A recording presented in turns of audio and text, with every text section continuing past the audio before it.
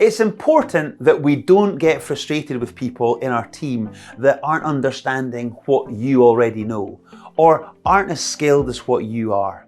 Now, we can't expect anyone to become expert or better still masterful at something without them going through the earlier stages that we ourselves have gone through.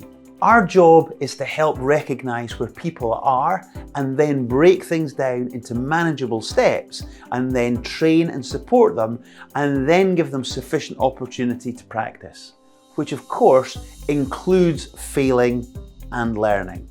Only when we've done our bit can we start to expect people to progress. Here's where it's important to understand how we all learn. So the best way to explain how we all learn is really to look at this visual and maybe use the example of learning to drive. My own son Finley has only just recently passed his driving test, and when he was younger he was at this first stage, which is he was unconsciously incompetent. He didn't know what he didn't know about driving.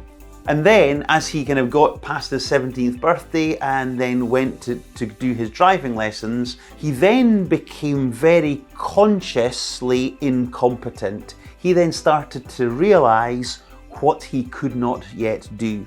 But as the driving instruction and the lessons continued, all of a sudden he stepped up to the next stage, which was he became consciously competent. He could put his hands on the gear stick, move through the gears, press the accelerator, use the indicator, and so on. So he was very conscious about what he was doing, but he could do it. And then of course, where a lot of us are now, having driven for many years, you get to the stage where you are unconsciously competent, which is you could drive from one side of Edinburgh to the other side and then think, gosh, I didn't even know how I got here. You just went into autopilot. Of course, that's how we go.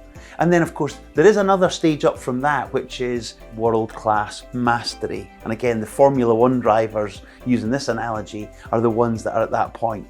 However, there's also another place that you can go, which is all of a sudden you can get very complacent and your performance starts to dip. And again, we've all heard the scenarios, we've done it ourselves, where you start to forget all the things that made you good and then your performance dips. That happens, that's what complacency is about. So again, what we have to learn is when we're helping our people to grow, just because you're maybe at the top end of that ladder, others are somewhere on that journey. And again, we just need to make sure we've got the patience and we give the support to help them ultimately become as masterful as what you are.